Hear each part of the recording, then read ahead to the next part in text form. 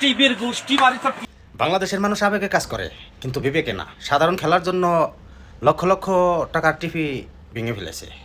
আর কিছু কিছু ব্রাজিল ভক্তরা তারা নাকি আত্মহত্যা করেছে। এই ভিডিওটা সর্বোচ্চ শেয়ার করে দিবে। তারা খ্রিস্টান, খ্রিস্টানকে সাপোর্ট করে যদি কোনো ব্যক্তি মারা যায়, সেই ব্যক্তি কিন্তু জাহান্নামের আগুনে জ্বলে পড়ে মরবে।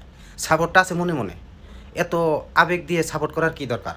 আমিও তো ব্রাজিল সাপোর্টার, এত না। আর অবশ্যই শেয়ার করে দেবেন। এরা আর পাগল ছাড়া কিছুই না। এখন বর্তমান দল হিসাবে আছে মুসলিম দেশ মিশর আর আর্জেন্টিনার খেলা।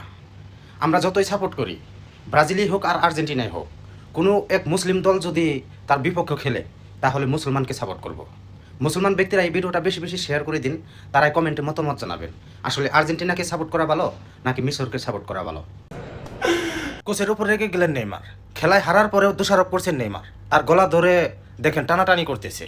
আর এই ভিডিওটা বেশি বেশি শেয়ার করে দেবে। নেইমার একটা কথাই, আমি প্রথম থেকে কেন আমাকে নামানো হলো না, আর এই কারণে রেগে গিয়েছেন। দুইটা প্ল্যান ডি আমি নিয়ে নিতাম, আর একটি গোল দেওয়ার চেষ্টা করতাম, তাহলে এক গোলে জিতে যেতাম নরওয়ের সাথে।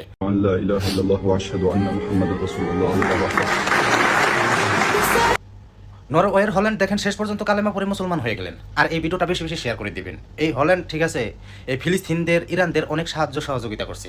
সে কিন্তু খ্রিস্টান ব্যক্তি, আর মুসলমানকে কিন্তু সেই মন থেকে ভালোবাসে। এই ভিডিওটা সর্বোচ্চ শেয়ার করে দিবে। একটি খ্রিস্টান থেকে মুসলমান হয়েছে, আপনারা চুপ করে বসে থাকবেন? দেরি না করে বিদ্যুতের গতিতে শেয়ার করেন আর আমিন বলে যাবেন। দলের সাপোর্টের ঘরে এখনো কিন্তু অবৈধ সন্তান আছে। তোরা আবার হাত দিয়ে ছাড়া গোল দিতে পারোস না। ব্রাজিলের সাথে টক্কর নিতে আসোস। আজকে ক্যাপ বার্ডের সাথে তোরা হেরে গিয়েছিলি। ভাগ্য ভালো যে একটা গোলে বেশি দিয়ে জিতে নিছিস। আর অবশ্যই শেয়ার করে দিবেন একটা গোল কিভাবে জিতেছে। লাস্ট পর্যায়ে মেসিকে ফ্রি কিক মিলছে, আর ওই ফ্রি কিকেই 2-3 গোলে 1 গোলে জিতে গিয়েছে। আর অবশ্যই ভিডিওটা বেশি বেশি শেয়ার করে সকলের কাছে পৌঁছে দিবে। সবশেষে খোঁজ নিয়ে জানা গিয়েছে ওই ডিফেন্ডারের পায়ের সাথে বলটা টাচ আগে ছিল, মেসির পায়ের সাথে বলটা টাচ ছিলই না।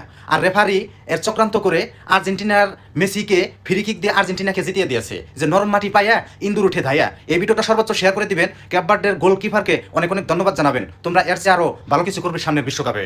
এই সেই নরওয়ে, যে নরওয়ে ইসরায়েলের সাথে একটি ম্যাচ ছিল, ম্যাচে যত টাকা ইনকাম হয়েছে আর সমস্ত টাকা গাজাবাসীকে দান করে দিয়েছে এই নরওয়ে। আর এই ভিডিওটা বেশি বেশি শেয়ার করে দিবে। 6 তারিখে ব্রাজিল বনাম নরওয়ে খেলা আছে। আপনি কাকে সাপোর্ট করবেন?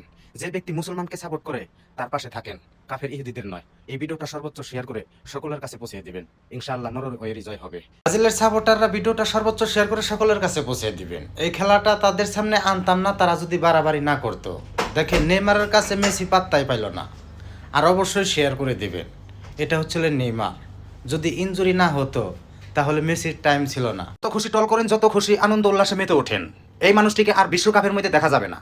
নরওয়ের গোলকিপার ওপেন চ্যালেঞ্জ করছিল যে নেইমার তুই গোল দিতে পারবি না। আর নেইমার ঠিক আছে, সেটাও গোলকিপারকে চ্যালেঞ্জ দিয়ে বলছে যে আমার গোল তুই ফিরাইতে পারবি না। আর গোল দেওয়ার আগেই দেখেন, শট মারার আগেই দেখেন নেচে নুচে এদিক ওদিক করে গোল কিন্তু ফিরাইতে পারলো না। হ্যাঁ ভাই, এটাই হচ্ছিল বস নেইমার। আর যত খুশি টল করেন আর যত খুশি ব্রাজিলদেরকে গালি দেন, তারপরেও আলহামদুলিল্লাহ।